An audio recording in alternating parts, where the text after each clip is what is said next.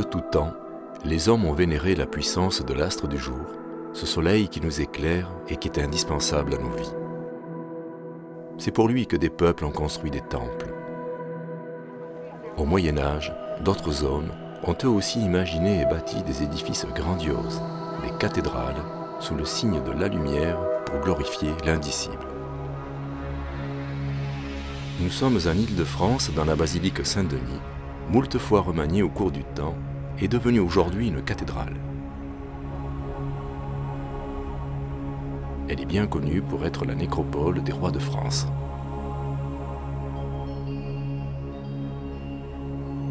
Cette église est consacrée à Denis, considéré comme le premier évêque de Paris, mais qui était probablement un évêque missionnaire venu évangéliser la Gaule.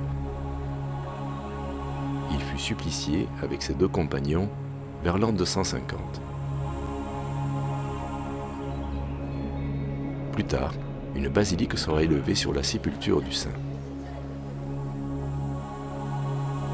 Mais ce lieu est également devenu symbolique car c'est d'ici que va se propager un nouveau courant architectural, Frankigenum Opus, œuvre de France, dans ce Moyen-Âge des XIIe et XIIIe siècles. Une période historique marquée par de grandes transformations dans tous les domaines et par un renouveau religieux à la recherche de symboles forts.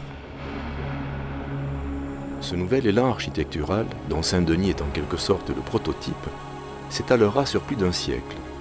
Il est plus connu de nos jours sous le vocable d'art gothique. Il va mêler progressivement les prouesses techniques de la construction, acquises dans la réalisation d'édifices romans, et l'idéologie religieuse catholique pour élever de somptueuses cathédrales.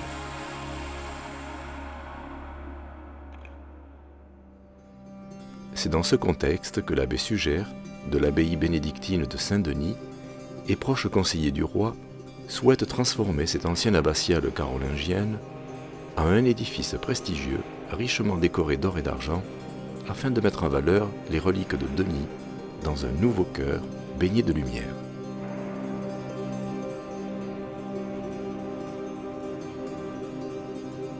Bien que la basilique soit aujourd'hui très différente de celle du temps de Suger, les vitraux colorés éclairent les reliques et les gisants des rois installés à proximité du chœur.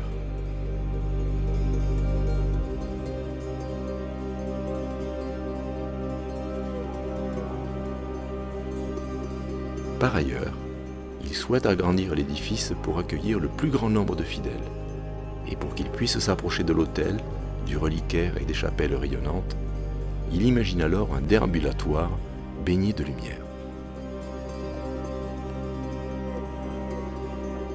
Ce vaste programme de transformation de la basilique vise à créer un lieu privilégié de médiation entre les croyants et le divin.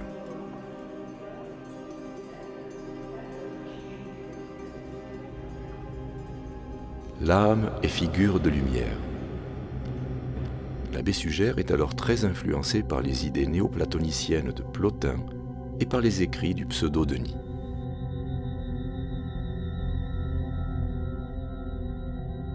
L'abbé exprimera cette pensée par un leitmotiv qu'il fera graver dans la pierre.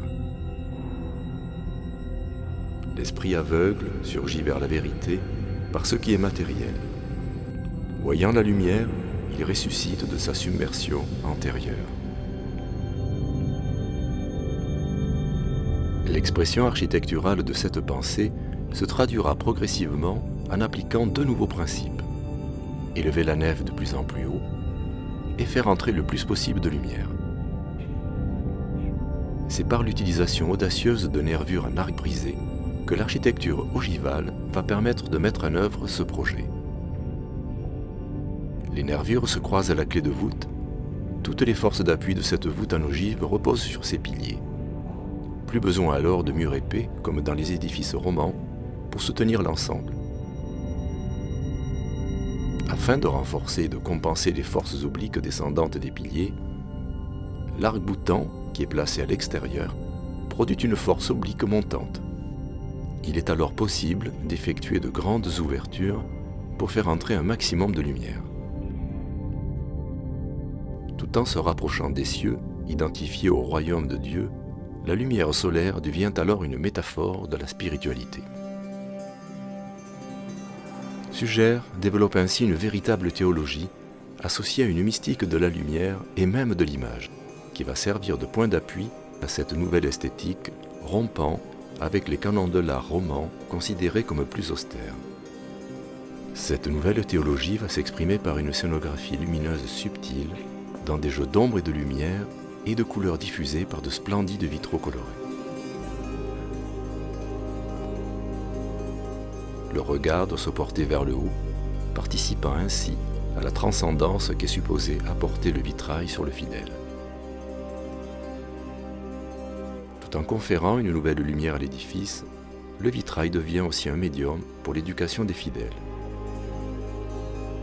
Les peintres verriers s'emploieront à représenter tout un ensemble de scènes bibliques ou de la vie quotidienne.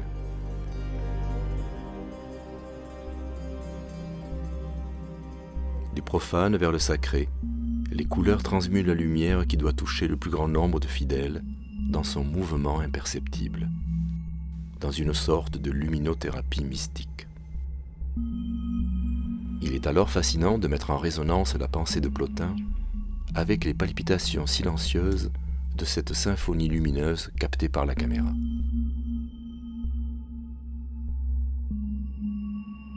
L'âme est figure de lumière. Le temps est l'expression du mouvement de l'âme. C'est le rythme des figures de lumière. Ce que l'âme doit voir, c'est la lumière par laquelle elle est illuminée. Ce qu'il faut voir, c'est ce qui nous fait voir. C'est la lumière qui est à l'origine de notre regard.